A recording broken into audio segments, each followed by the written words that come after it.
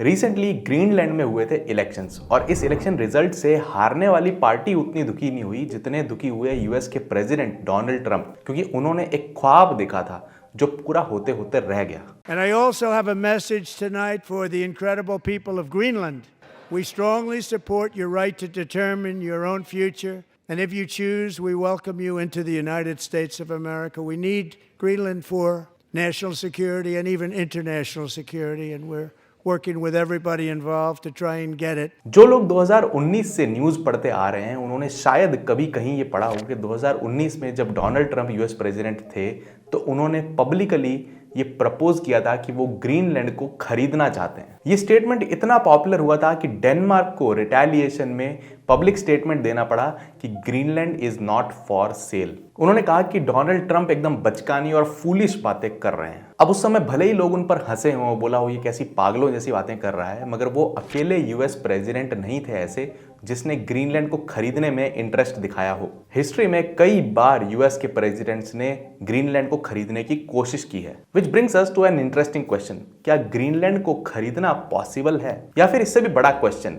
क्या किसी कंट्री को खरीदा जा सकता है? आज की वीडियो में ऐसे ही इंटरेस्टिंग क्वेश्चंस के जवाब ढूंढने की कोशिश करेंगे और ये जानेंगे कि यूएसए आखिर क्यों ग्रीनलैंड में इतना इंटरेस्ट दिखा रहा है। इस बर्फ से ढके हुए वीरान आइलैंड में यूएसए को क्या नजर आ रहा है। मगर उससे पहले एक काम की बात सभी स्टूडेंट्स के लिए, एस्पिरेंट्स के लिए जो किसी भी तरह के एग्जाम की तैयारी कर रहे हैं, आप चाहे कॉलेज के एंट्रेंस एग्जाम की तैयारी कर रहे हो, किसी गवर्नमेंट जॉब के एग्जाम की तैयारी कर रहे हो, या फिर स्कूल कॉलेज के रेगुलर टेस्ट सेशनल्स एग्जाम्स की तैयारी कर रहे हो, आपको जरूर अटेंड करनी चाहिए मेरी 2 घंटे की एक master class secrets to crack any exam. मैंने अपनी लाइफ में कई सारे टफ इंपॉर्टेंट एग्जाम्स दिए हैं और क्रैक किए हैं, जैसे कि आईआईटी जेईई का, यूपीएससी का, गेट का, और इनको देखकर मैंने कई ऐसी इंपॉर्टेंट चीजें, बारीकियां सीखी हैं, अपने एक्सपीरियंस सीखे हैं, जिनको यूज करके एग्जाम को क्रैक करने में, उसकी तैयारी करने में आपको बहुत हेल्प मिलेगी और हाई स्कोर करने में मदद मिलेगी। मैं अपने सारे एक्सपीरियंसेस बॉइल डाउन करके 2 घंटे की एक live zoom interactive master class में आप तक लेकर आ रहा हूं। पिन्ड कमेंट में मैंने रजिस्ट्रेशन का लिंक दिया है। सीट्स लिमिटेड हैं, जल्दी फिल हो रही हैं,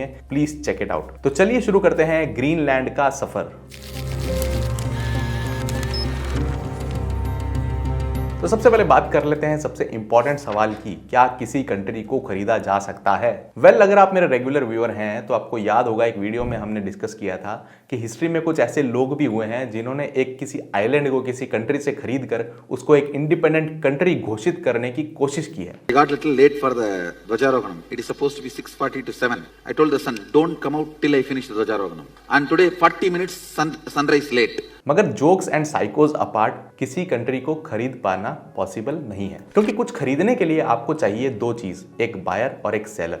अब जब सेलर पूरी तरह से खुद ही बिकने को तैयार हो तो सेलर एग्जिस्ट ही नहीं करेगा। एक कंट्री अगर दूसरी कंट्री को खरीद लेती है तो उसे बाय एंड सेल नहीं कहा जाएगा, उसे 2 कंट्रीज का मर्जर कहा जाएगा। ऐसे मर्जर्स हिस्ट्री में कई बार हुए हैं, जैसे कि unification of Italy, east Germany और वेस्ट जर्मनी का यूनाइट होना, यूनाइटेड अरब एमिरेट्स और यूनाइटेड किंगडम सबसे बड़ा एग्जाम्पल है। बट यहाँ इंटरेस्टिंग चीज यह है कि बात हो रही है ग्रीनलैंड की, और सवाल यह है कि is Greenland really a country? Well, practically yes, but officially no. Greenland एक fully functional self governing state है, मगर वो एक कंट्री ना होकर एक ऑटोनॉमस टेरिटरी है जो डेनमार्क के अंडर आता है। ग्रीनलैंड की गवर्नमेंट उसके सारे इंटरनल डिसीजंस लेती है, मगर मिलिट्री सपोर्ट, फॉरेन पॉलिसी और यूएन में रिप्रेजेंटेशन के लिए डेनमार्क सामने आ जाता है। ये एकदम चाइना और ताइवान जैसी सिचुएशन है, जिससे याद आया उस पर भी मैं वीडियो बना चुका हूं। अब मुझे सब्सक्राइब कर लीजिए, मैं बहुत अच्छे वीडियोस बनाता हूं। मेरे सभी रेगुलर व्यूअर्स को ये भी पता होगा कि किसी भी स्टेट को कंट्री का दर्जा तब मिलता है जब बाकी की कंट्रीज उसको एक कंट्री मानती हैं,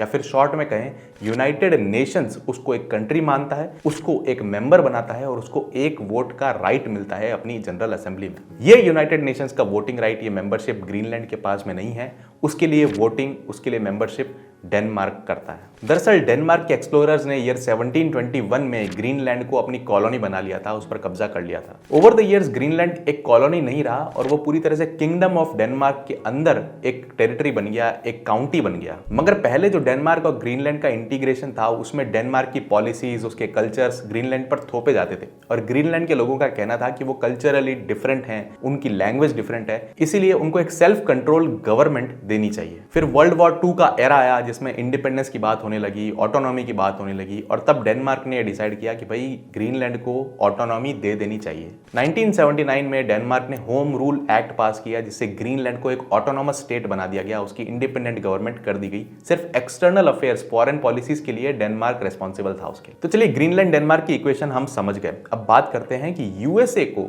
क्या दिलचस्पी है ग्रीनलैंड में। 1865 में यूएसए में हुई थी सिविल वॉर, और इस सिविल वॉर के बाद में यूएसए पूरे वर्ल्ड में अपना इन्फ्लुएंस बढ़ाने में लग गया। इन्फ्लुएंस बढ़ाने का मतलब होता है कि अपनी मिलिट्री पावर स्ट्रांग करना, वर्ल्ड में अलग अलग जगह अपनी मिलिट्री की प्रेजेंस होना और इकोनॉमिकली स्ट्रांग बनना। और जब ये चल रहा था तब रशिया क्रीमियन वॉर में हार गया था और उसकी हालत खराब थी। रशिया ये चाहता था कि ब्रिटेन, जो उस समय एक बहुत तगड़ी सुपर पावर बन चुका था, उसको कम करने के लिए कोई एक और सुपर पावर एमर्ज होनी चाहिए, एक और कंट्री की मिलिट्री प्रेजेंस होनी चाहिए। तब उन्होंने ढूंढा अमेरिका को, और उसको स्ट्रांग करने के लिए अलास्का को अमेरिका को बेच दिया। जी हाँ, अलास्का जो कनाडा के ऊपर लेफ्ट में एक पोर्शन है, वो पहले रशिया का हुआ करता था, जो कि आज यूएसए का है। 1867 में रशिया ने 7.2 मिलियन यूएस डॉलर्स में अलास्का को यूएसए को बेच दिया।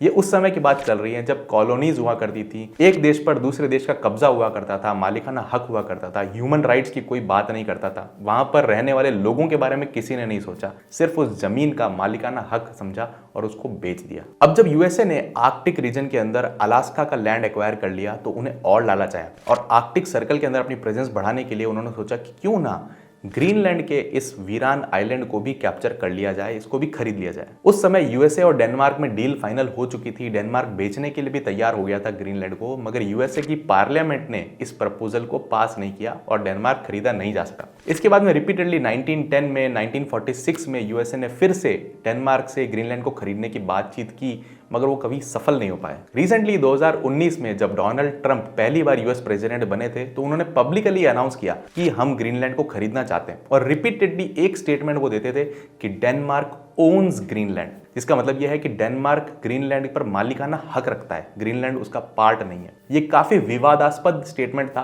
और इसका काफी क्रिटिसिज्म भी हुआ था, मगर दोनों डेनमार्क और ग्रीनलैंड ने स्विफ्टली इस पब्लिक आइडिया को रिजेक्ट कर दिया, ये कहकर कि Greenland is not for sale. और अभी एक इंपॉर्टेंट अपडेट आई है। थोड़े टाइम पहले US president Donald Trump Greenland गए थे एक पर्सनल विजिट पे, और आज ही ट्वीट करके यूएस वाइस प्रेसिडेंट ने बताया है कि वो ग्रीनलैंड जा रहे हैं वहां की सिक्योरिटी को चेक करने के लिए, क्योंकि ऐसा वो कह रहे हैं कि ग्रीनलैंड को बाकी देशों से खतरा है, if you know what I mean.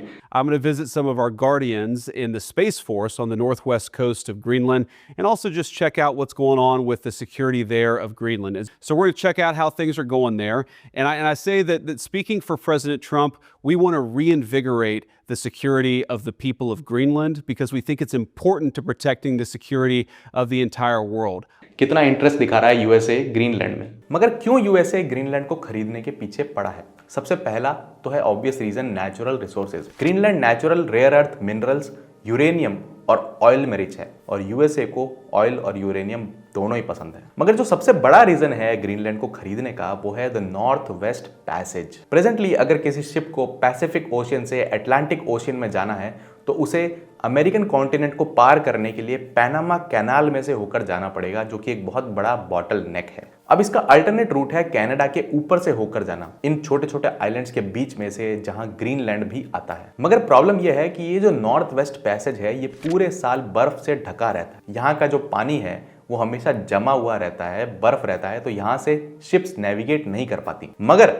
पूरी दुनिया के लोगों ने ये ठान रखा है कि इस बड़ी प्रॉब्लम का सॉल्यूशन हम लेकर आएंगे ग्लोबल वार्मिंग से।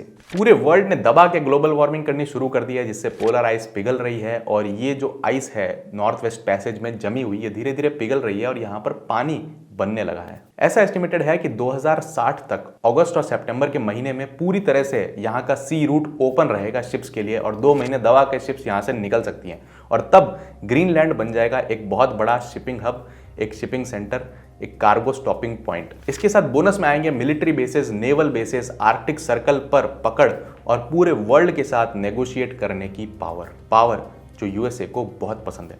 और पावर एक और कंट्री को बहुत पसंद है, जिसका नाम है चाइना। और चाइना तेजी से ग्रीनलैंड पर अपनी पकड़ बना रहा है।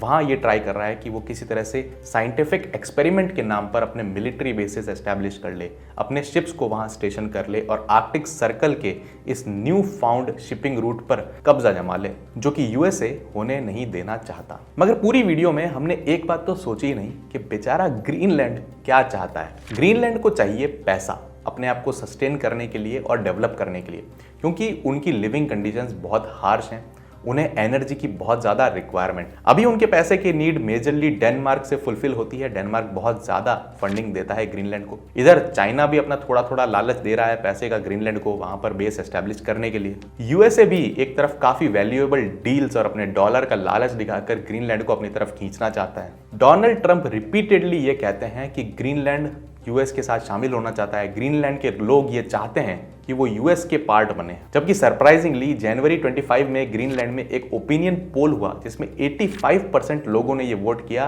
कि वो अमेरिका के साथ शामिल नहीं होना चाहते। और ये ओपिनियन ग्रीनलैंड के इलेक्शंस में भी रिफ्लेक्ट हुआ। ग्रीनलैंड के जो रिसेंट इलेक्शंस हुए उनमें जो पार्टी विनर होकर बाहर आई है वो ग्रीनलैंड को यूएसए में शामिल नहीं होने देना चाहती। वो ग्रीनलैंड की इंडिपेंडेंस के उतने फेवर में नहीं है। वो चाहती है कि ग्रीनलैंड का स्टेटस को मेंटेन रहे, ग्रीनलैंड डेनमार्क का ही पार्ट बना रहे। सिंपली कहें तो जिन लोगों ने इस डेमोक्रेटिक नाम की पार्टी को वोट देकर विजयी बनाया है वो लोग ये नहीं चाहते कि वो डोनाल्ड ट्रंप के साथ शामिल हों। बट हिस्ट्री में हमने देखा है कि किसी भी नेशन का वक्त किसी भी समय पलट सकता है, चाहे वो श्रीलंका हो, पाकिस्तान हो या फिर यूक्रेन हो। इन पर भी मैंने बहुत वीडियो बनाए हैं, आपको मेरे पेज पे मिल जाएंगे। तो देखते हैं डोनाल्ड ट्रंप अब क्या नया प्लान लेकर आते हैं ग्रीनलैंड को खरीदने के लिए। जब लेकर आएंगे तो मैं एक वीडियो जरूर बनाऊंगा। अगर आप या आपकी फैमिली मेंबर्स, फ्रेंड्स किसी भी तरह के एग्जाम की तैयारी कर रहे हैं तो प्लीज जरूर चेकआउट कीजिए। पिंड कमेंट में मेरा दिया हुआ लिंक उनके साथ भी शेयर कीजिए। अगर आपको ये वीडियो पसंद आया तो आप यहां पर जाकर चाइना और ताइवान वाला वीडियो देख सकते हैं, ये भी उतना ही इंटरेस्टिंग है। यहां पर आप मेरी नई वर्ल्ड हिस्ट्री सीरीज की सारी वीडियोस देख सकते हैं। मैं चलता हूं अगली वीडियो की तैयारी करने के लिए। Subscribe the channel, keep watching and stay curious.